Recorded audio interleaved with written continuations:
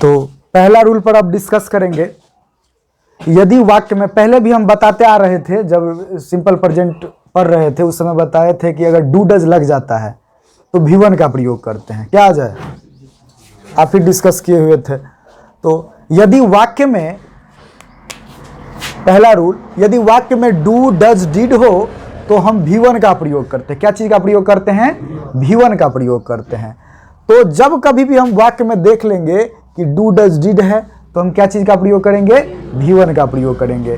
आपको पहले क्या होता था, पहले खाली स्थान दे देता था या V2 V3 V4 लिख देता था, आपको उसको चेंज करना रहता था पहले के पैटर्न में। लेकिन 4 साल से क्या किया है, अब खाली स्थान ऐसे दे देगा, 4 ऑप्शन दे देगा, उसमें से क्या है आपको बनाना है। तो डू डज डिड होगा तो V1 का प्रयोग करेंगे। एग्जाम्पल, ही डज, अब देख रहे हैं डज है तो यहाँ पे अब खाली स्थान रहेगा, आपको राइटिंग ऑप्शन रहेगा, रोट ऑप्शन रहेगा, रिटेन ऑप्शन रहेगा, उस पर कोई ध्यान नहीं देना है। डू डज डिड होगा, V1 देख लेना है कि इसमें से कौन V1 है। तो राइट जो है वो V1 है, अर्थात राइट होगा हमारा सही। He does write a letter, वह पत्र लिखता है। दूसरा, वह पत्र लिखता तो है, इन्फिनेटिव होगा। You did not take the examination, did लग गया, वर्ब का पहला रूप टेक लग गया। They do not play football, do है तो V1 का फॉर्म हो गया प्ले। ठीक है। अगला, यदि वाक्य में is, am, are, was, were, shall be, will be हो तो वर्ब के चौथा रूप का प्रयोग करते हैं, V4 का प्रयोग करते हैं। जब हम टेंस पढ़ा रहे थे तो ये भी बताए थे कि जितने भी कंटिन्यूअस टेंस है, चाहे वो प्रेजेंट कंटिन्यूअस टेंस हो, पास्ट कंटिन्यूअस टेंस और फ्यूचर कंटिन्यूअस टेंस हो, सभी में हम लोग क्या चीज का प्रयोग करते हैं? वर्ब का चौथा रूप का प्रयोग करते थे। और ये भी पढ़ाए थे कि अगर परफेक्ट कंटिन्यूअस टेंस पढ़ रहे हैं तो have been, has been plus V4, had been plus V4, shall have been plus V4, जो कल पढ़ाए हैं। तो is, am, are, was, were, shall be, will be, और अगर बिन भी दिख जाए, BEEN बिन, है ना, तो हम लोग क्या चीज का प्रयोग करेंगे? वर्ब के चौथा रूप का प्रयोग करेंगे। जैसे है हीज, ही इज दिख गया तो इज, एम, आर होगा तो ING वाला फॉर्म वर्ब का चौथा रूप, तो ये हो गया हमारा V4। आई दिख गया, फिर यहाँ पे वाज है तो वाज है तो क्या लगेगा? V4। ऐसा कोई भी सिंगल आप सेंटेंस नहीं खोज सकते हैं जिसमें is, am, are, was, were, shall be, will be हो तो वर्ब का चौथा रूप का प्रयोग नहीं होगा, होगा ही। हाँ, वर्ब नहीं है तो नॉन प्रोनाउन एडजेक्टिव कुछ भी हो सकता है। उसके बाद विल बी है तो doing this work, he will be doing this work. Hindi नहीं लिखे, क्यों नहीं लिखे? कारण बताइए। हिंदी इसलिए नहीं लिखे क्योंकि आपको परीक्षा में कहीं हिंदी लिखा हुआ नहीं मिलेगा, बनाएंगे तो कि हाँ इसको ये कर दो, इसको ये कर दो, कुछ नहीं। आपको इंग्लिश से पकड़ मजबूत करना है कि हाँ इसमें इज, एम, आर है, हम इसमें वर्ब का चौथा रूप का प्रयोग करेंगे। करेक्ट।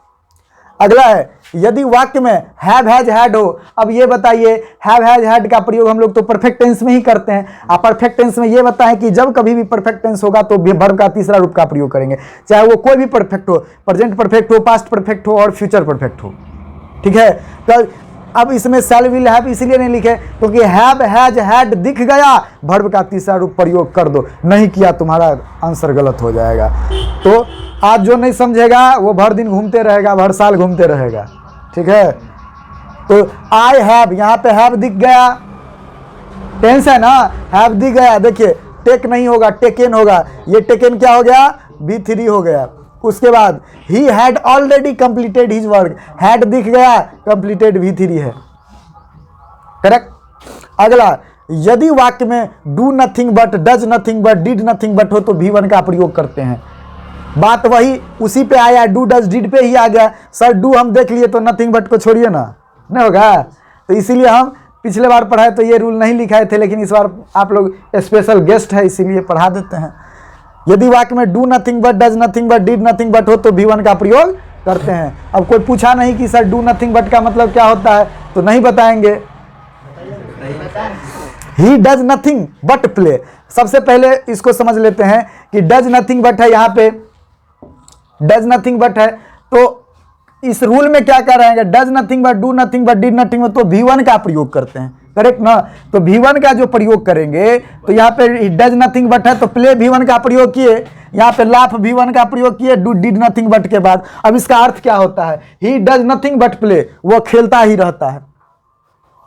मतलब वो कुछ नहीं करता है, सिर्फ और सिर्फ खेलता है।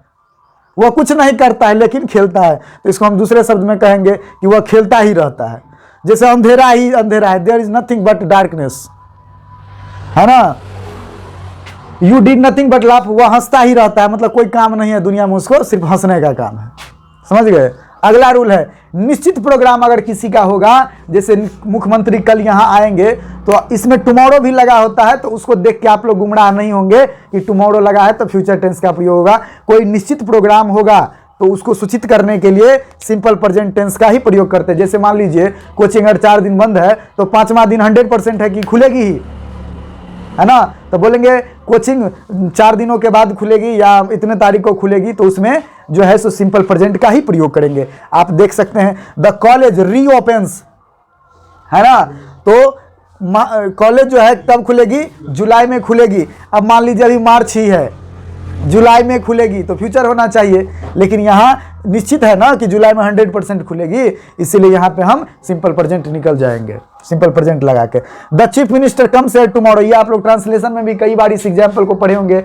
The prime minister comes here tomorrow, the chief minister comes here tomorrow. ये फिक्स है कि जो हमारे चीफ मिनिस्टर है, मुख्यमंत्री जी है, कल यहाँ आएंगे, यानी इसका प्रोग्राम निश्चित है, फेल नहीं होता है जल्दी प्रधानमंत्री मुख्यमंत्री सबका, है ना। अगला, यदि वाक्य में, ये रूल बहुत ही महत्वपूर्ण है ये भी, कि यदि वाक्य में यस्टरडे हो, यस्टरडे मतलब क्या होता है, बीता हुआ कल। एगो हो, एगो मतलब ही बीते हुए समय से बोध होता है। लास्ट मतलब लास्ट प्लस कोई समय हो, है ना, लास्ट मतलब पिछले, लास्ट प्लस कोई समय, लास्ट वीक पिछले सप्ताह, लास्ट डे पिछले दिन, ठीक है। तो यस्टरडे हो, एगो हो या लास्ट प्लस कोई समय हो तो वर्ब के दूसरा रूप का प्रयोग करते हैं, और वर्ब का दूसरा रूप का प्रयोग मैंने पढ़ाया है कि केवल और केवल सिंपल पास्ट टेंस में होता है, नहीं होता है सिंपल पास्ट टेंस में V2 का प्रयोग। तो अगर यस्टरडे हो, एगो हो, लास्ट प्लस कोई समय हो तो V2 का प्रयोग करेंगे। जैसे ही वेंट देयर यस्टरडे, अब यस्टरडे देख लेना है हमको, क्वेश्चन बन गया, यस्टरडे देख लिया, इसको गो को वेंट कर दिए, ये V2 हो गया। You wrote a letter, last month दिख गया, राइट का रूट हो जाएगा V2। अब ये अगला रूल है, यदि वाक्य में NOW नाउ, नाउ मतलब अब या अभी होता है, नाउ हो तो सिंपल प्रेजेंट या प्रेजेंट कंटिन्यूअस टेंस का प्रयोग करते हैं। मतलब या तो आप SES वाला का प्रयोग करेंगे, मतलब सिंपल प्रेजेंट यू रहेगा तो SES नहीं लगेगा, प्लूरल रहेगा तो या तो सिंपल प्रेजेंट या प्रेजेंट कंटिन्यूअस मतलब ING वाला का प्रयोग करेंगे।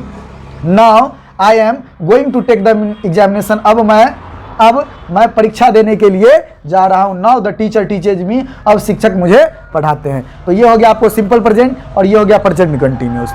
तो ये सारे रूल है। इसी प्रकार हम लोग लगभग 28 से 30 रूल पढ़ेंगे और इसी रूल से क्वेश्चन सब क्रिएट होंगे। अब ये आपको बनाने के लिए है, इसको इसी रूल के आधार पर ये है, आप उसको बना लीजिए, उसके बाद मैं चेक कर दूंगा।